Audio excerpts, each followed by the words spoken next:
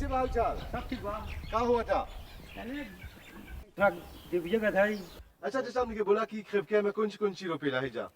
हम बतासीमा रुपीला थोड़ा आहुई रुपीला आई लाई है एकदम लाई में तनी घास दिखा है। हाई कौन लाया अच्छा? लाई ब्लॉवा है लाई ब्ला यानी कि मोटकावा मोटकोवा है और एगो ना पीछे पीछे लड़का जाबे ताशों का तीर हाँ यानी कि बड़ा आदमी जस्ती दवाई बनाओ तो लोग से और कौन सी रोपेला? मायूक थोड़ा रुपीला। हाँ हां तो हैजा पर हमके ई बोला कि खिड़किया में जैसी हैजी है सब रोपाला जैसे अरुई जैजाम थोड़ा अभी ये साफों को रतना हां हां साफों में हुआ हां साफा वे है फिर एक से कुछ कर रहा साफों में से हाय अति गइला सब हल्दी में दूध में डाल के खाजे करके पीला सब। नहीं हाई जोन रोपला हुआ बेचे का हां बेचारा कहाँ पर ही बेचारा? मौसम में ले हाँ। अच्छा अच्छा हमने बोला कि ये प्रेम कहानी जो ना माटी के साथ कब शुरू हो कैसे माटी में घुसा हम जब से कॉलेज छोड़ ले हैं तो हये मेरे भी अकेला मटिया में हाँ ये काम करे हये हम और रोपाई करे के कर से सीखला ई बड़ा आदमी से बाप दादा लोग से।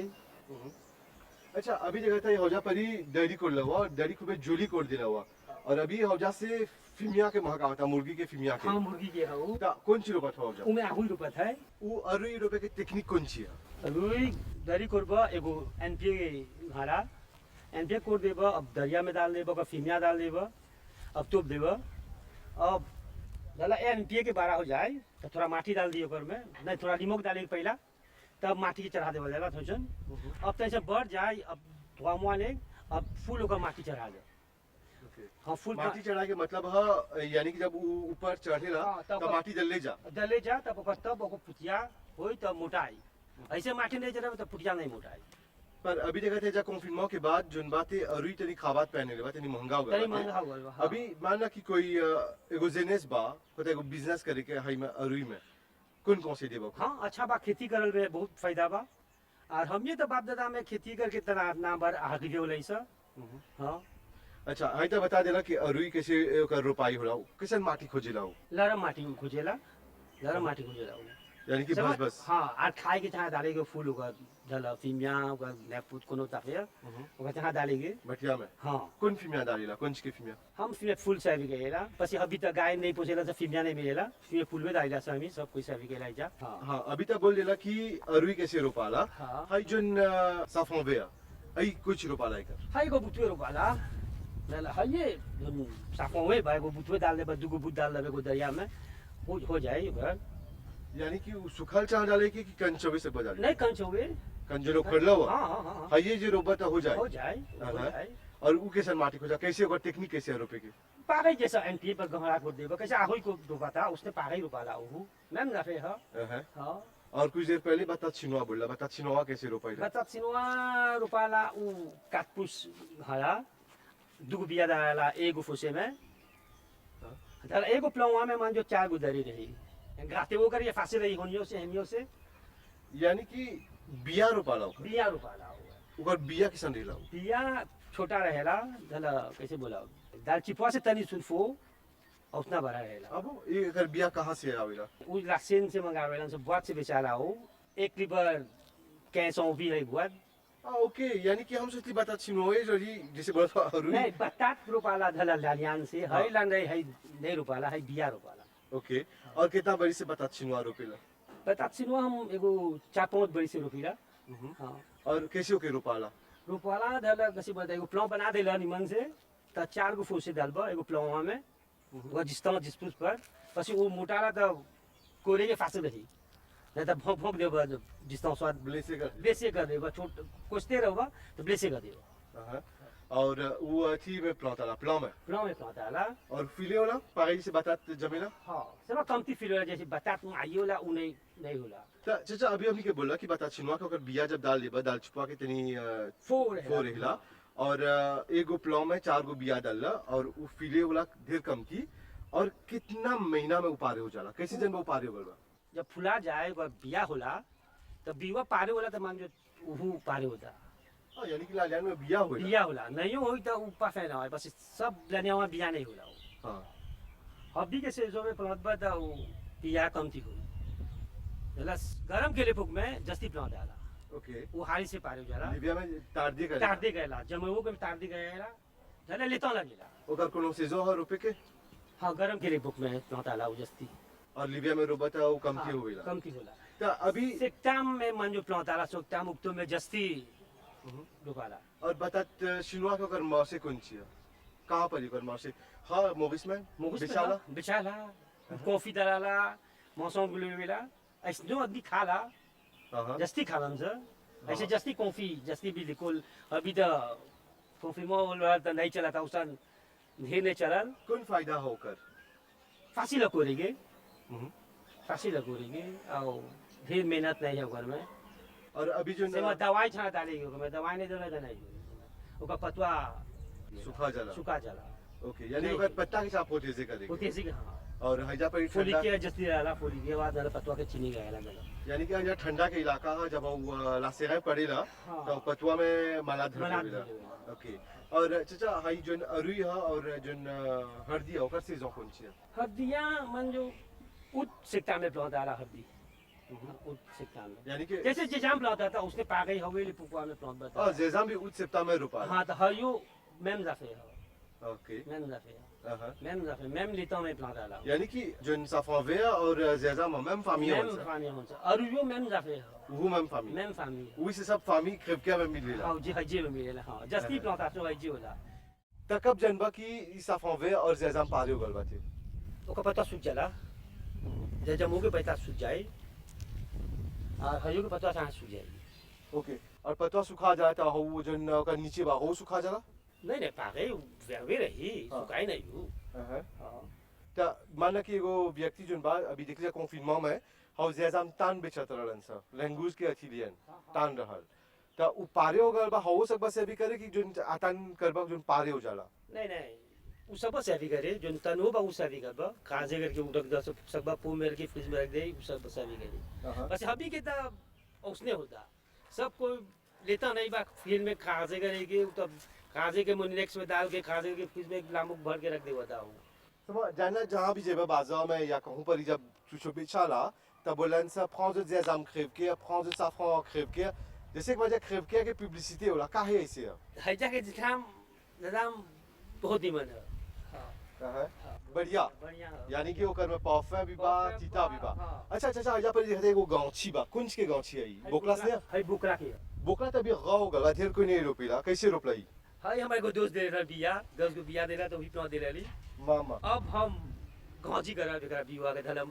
पारे हो जाए तो हम सुखा के अपन रखब पहला ना रोपला हुआ पहला हाय एगो ऐसन चीज है जो हमेशा बन कॉस्ट्यूम खाबात पहन ले रखेला एकर दाम बढ़ हां गांव मिलेला ई ढेर कोई रोबो करा तो बिया नहीं देवेला बोली नहीं हुआ हां बोकला से भाई बहन लोग एगो ऐसन है यानी कि एगो चिपुआ के फामी है और इतनी मोटा मोटा रहेला और एके जोन बाते सकबा मांस में पकाए या तो सकबा ओके आलू में डाल के लटपट मसाला में पकाए है ना चाचा जानला जा कि माटी है कुछो दल्ला त जम्बे करी घास त अपने मने जम जाला पर रोपाई एगो टेक्निक है एगो आर्ट है और ई आर्ट नहीं जनबा त रिकॉल्ट अच्छा नहीं हुएगा कौन से देबा जने सुखे हम जरे तो कुछ है धले मान जो है कमा धरे के आ लामे नहीं अब कमा में लामे नहीं अब पोफी बा लामिने सेकेंड सपन जीवन ले जाए इमे कुनो एको पैदा नहीं हो सकेला कहाँ ना मिलेगी माटी में नहीं कहाँ ना मिलेगी चाचा बहुत बहुत धन्यवाद और जान खिवके के मौसम बदलते रहिला कबो धूप त कबो ठंडा और ई मोताई के ओकर हवा बहिला हिजा परी फिर भी ऐसन ठंडा के मौसम में कुहास के रोपाई करथवा भगवान करे ओकर फल जरूर मिली तोरा बहुत वैसे बहुत बहुत धन्यवाद तो भाई बहन लोग माटी के मोल बहुत बड़ा है और जानना जा कि जोन चीज माटी के अंदर जमेला वो विटामिन प्रोटीन से भरपूर रहेला अब अरुई जोन है ओकर ढेर वाले न्यूट्रिटिव है आगे पहल के जमाना में जब खाए के उतना ना रहल यानी कि चावल और कमती मिले तो हमके पुरखन लोग हमके बड़जना लोग अरुई के उबाल के खात रहलन जा पीमा कॉफी के तेल से या तो अरुई के उबाल के ओकर चटनी बना के खात रहलन जा और कुछ लोग जोन बा ओके अंगूरा में डाल के भून के खात रहलन जा तो आज फिनो से माटी की ओर जिसे बोला जा आनू अवेल आते हैं फिर एक बार जमीन की ओर बढ़ी जा और अरुई एक क्वेश्चन चीज है कुछ नहीं मांगेला तो से एक बार रोप दिला तो जम्बे करी अब देखा हरदी जोन है जोन साफों वे है यदि तोहर अंदरोनी भीतरे जोन बाते कोनो चोट रही कोनो जख्म रही या कोनो दुलिया रही तो के उबाल के दूध संगे पीबा तो उ दुलिया रफू चक्कर हो जाला और जैजाम जो है जाने से जा कोविड आ रहल फेकुआ तो जैजाम जो बा खाबात पहनने ले रहल काहे कि रेमेड गांव में वो बड़ी काम आवेला। जैजाम उबाल के अच्छा में डाल के पीबा तो कोनो भी जितना भी वायरस है जितना भी पिलुआ है वो सब मर जाला, वो सब नहीं हुई। आज खेवके में ले जाते लोग के ये सब दिखाई के कि कौन प्रकार से हैजा परी माटी के जो रोपाई होवेला ओकर टेक्निक का है। तो चला अभी हैजा परी है सब देख लीजा और वो जगह में जाब जा जहाँ पर ही देखब जा कौन प्रकार से जो मान्युक बा और ओकर संगे संगे बातात बा कैसे ओकर रोपाई होवेला और कैसे एकरे से बन जीवन ले जालन जा। चला हमनी के साथ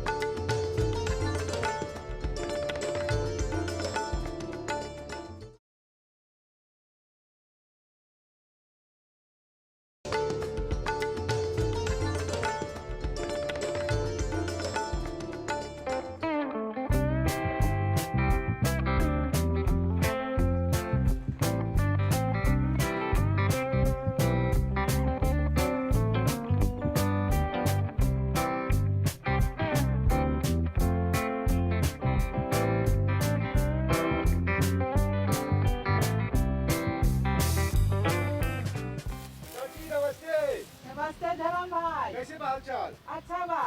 गिरब नहीं नहीं जा नहीं नहीं गिरबा गते गते चलावा। बस की बोले से खेवकिया के माटी बड़ी भस भस हाँ इतना गोरे ढा जाता हूँ। हाँ कैसे बाल चाल अच्छा बा अपन बोला सब कुछ अच्छा। तो फजी से जब से आए दिखा दे कारुए में हुआ। हाँ तो का बा धरम भाई चाहिए सफा करे के तब ना प्लांट बा। चाची के नाम कहा तारामती। तारामती चाची। और चाची देखा थे कि तोहर प्रेम जो बा जमीन से मिट्टी से ढेर बा फजी से आले से गाँव में फजी से मटिया में हुआ। हमनी के बतावा ये प्रेम मोहब्बत जो माटी से होला कहाँ पर ये कहानी शुरू होला। हाय हमार बड़ा आदमी लोग करके आल बा वो लोगे से सीखली और अभी तक हाय कारोए में काम करीला। बड़ा आदमी से हाँ, यानी कि हमार सास ससुर से। ये गांव के छोकरी रहला नहीं हम तिरियोले से आल है शादी होके आल है के।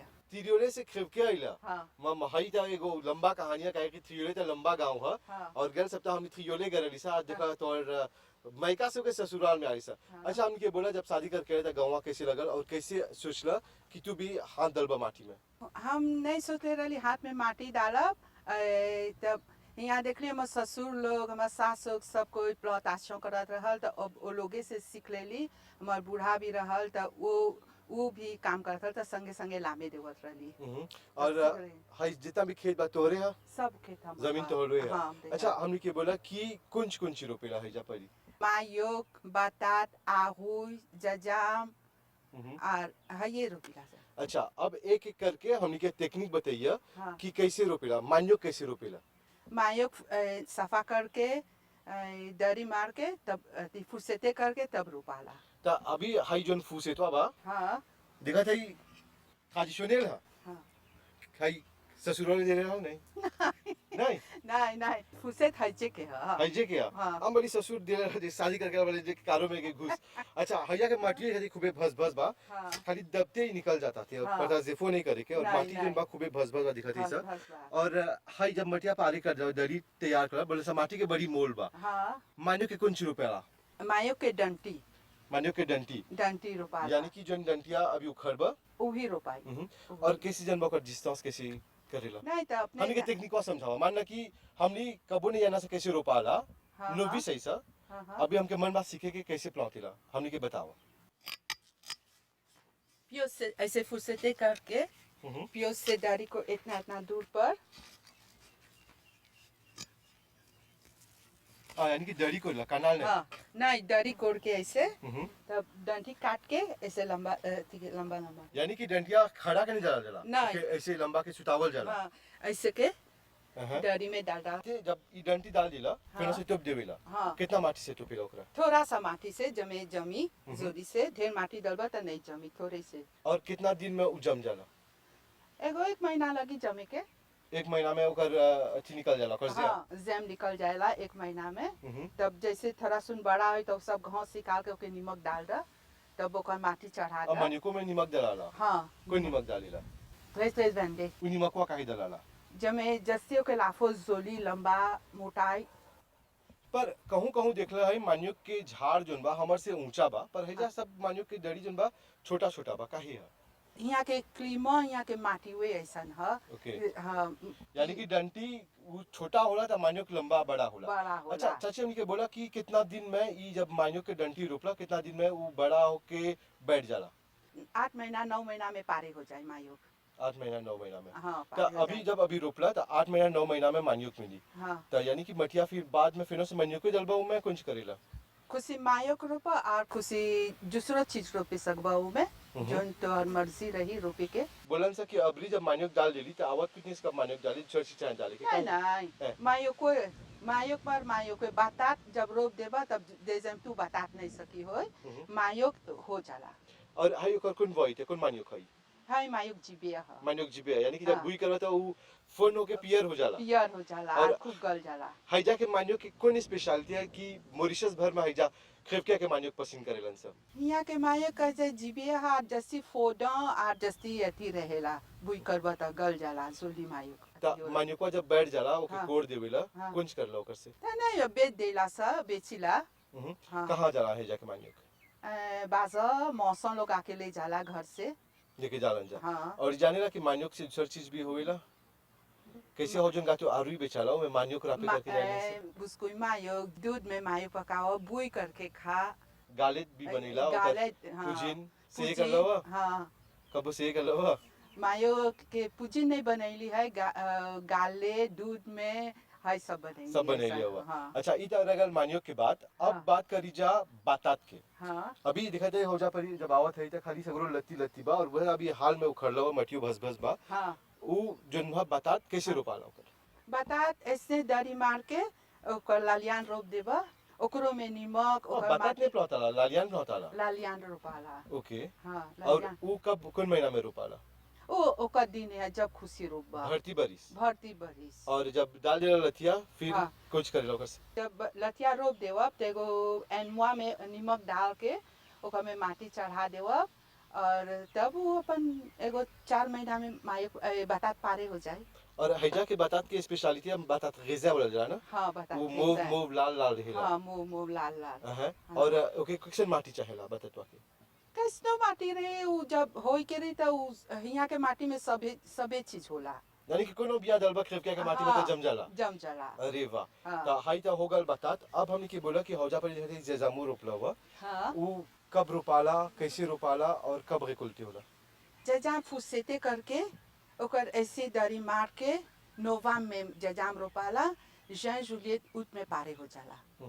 और ओकर में तनी ज्यादा काम बरेला करे के एको घास नहीं चाहिए नमक डाला ओकर घाते करा और तब वो ऐसे पारे हो जाए।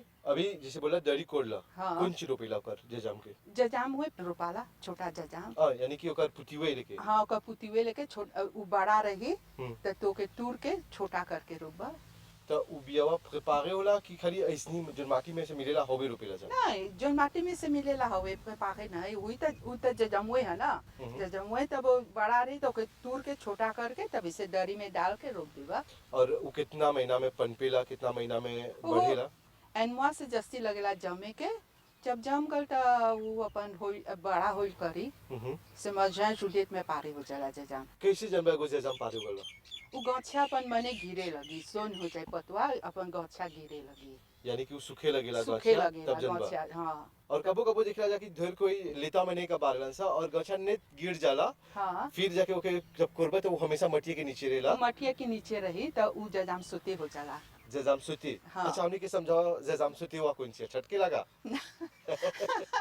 नहीं उ कौन से जस्ती बड़ा जस्ती अथी हो जाए उही में रिजर्व माटी ओके अथी रिजर्व करके रख ले रही। यानी कि उ जेजाम नेसेसरी या फ्रिजिया में रखे के नहीं वो मटिया के तरह रखबा तो वो हाँ। बराबर रहेला। बराबर और ओकर रही। वाली जस्तिया सुनीला। जस्ती वाले काहे? रहे उ कौन से जस्ती अथी हो जाए जुआ जाए जस्ती पोदांस जैसी जोली हो रही ओकर पाफ है वो और- फोर हिला ओकर फोर और रहेला। जब ओके रापे सुखाई नहीं सुखाला नहीं सुखाई नहीं और ढेर को ऐसा बा कि मान ले बोलन से कि वो पे ना प्लास पुगा दे तो हाँ। करुए में छोड़ देवलन से माटी में तो वो सड़ेला नहीं नहीं जो सड़े गई तो सर जे जो रही तो वही में रही हम्म। हाँ यानी कि कब्बो भी सकवा खाली माटी कोर के निकाले हाँ वो कर ले नहीं है जब खुशी तू अबार के अपन बेच देबा आर सिपा प्लांट देबा से मैं नवंबर दिसंबर ओकर प्लांटेशन के दिन है तभी देखली जा कॉन्फिnement में मानियो खाबात पहनलक हाँ। मानियो खूबे बेचाल हाँ। सब कोई आगे के जमाना में जैसे है बातात मानियो खात रहन जा फेनो से कोविड जब आल सब कोई बातात मानियो खाई लगलन जा हाँ। आदत डाली लगलन जा हाँ। और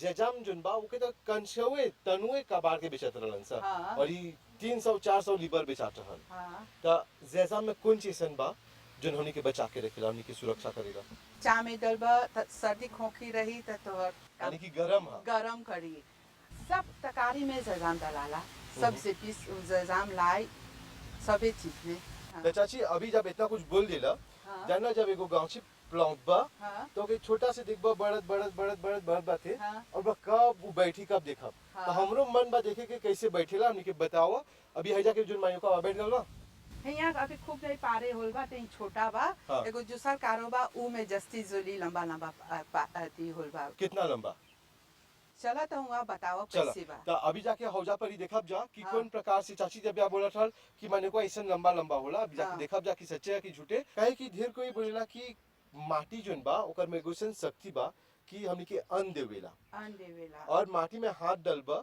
तो वो सोना उगेला सोना उगेला का चाची बोल देला और चाची कैसे हो गीतवा ना मेरे देश की की धरती धरती सोना सोना उगले उगले। उगले सब खेफके में आइबा तो हैजा के घमवा जब मारेला हो जा जजाम के गांची बा और यह वो सुरन के गांची हाँ। तो घाम जब मारता हो जासे तब तो सोना चमकता थे हाँ ना हाँ मेहनत लगन करबा तो सब कुछ अथी रहेला तो चला भाई बहन लोग देखब जा माटी कौन प्रकार से सोना उगलेला चाची जोन बा उस सोना के माटी के तरह से निकाली और हमनी के बताई चलो हमनी के संग चला चला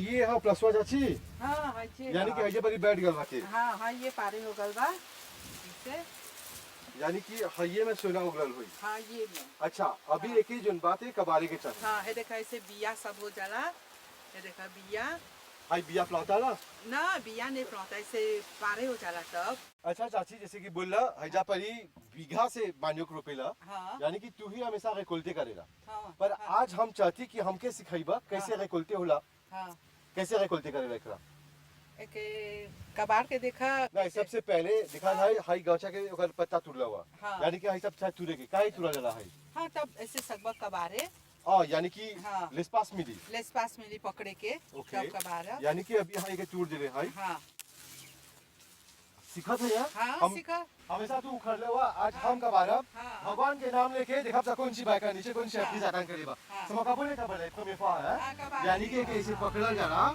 आ, हाँ हाँ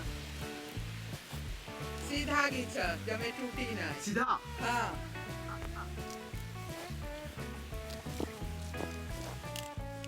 आसान नहीं बा हाँ आसान नहीं बा कबारे के हाँ। सब काम आसान वू। बा।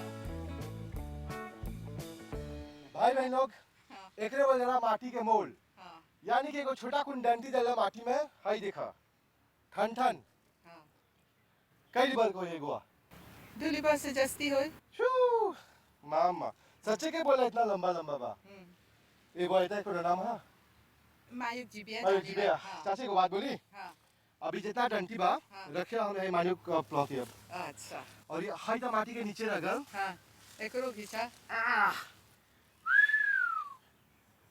भाई बहन लोग माटी के नीचे सरप्राइज रहेला यानी कि मानियो के गांची देख ली सा समझ अब देख बात है बोल ला पाहों से थोंपर्स एक नीचे देखा कौन सी रहल तो वही से बोल ला हमेशा माटी के गदाना माटी के मोल्ड माटी में जोन चीज डलबा माटी ओकर फल जरूर देवेला और हाई मानियो जोन है मानियो जिबे विरासत में मिलल बा हमनी के बड़ जना लोग जब बाहर जाता है ये सब रोप के है ये सब खाते रहलन जा अभी जोन बा चाची एकर बाद का बोलब फेलिसिटेशन हाँ काहे कि तोहर मेहनत के फल आज हमनी के लौकल हाँ सब कोई देखलक और यही से मेहनत करते रहिया हाँ और हम भगवान से यही प्रार्थना करब हाँ कि हमेशा जोन बा तोरा बढ़िया रखी ऐसा बढ़िया चीज हमनी के देते रह हाँ बहुत बहुत धन्यवाद बहुत नमस्ते धन्यवाद धन्यवाद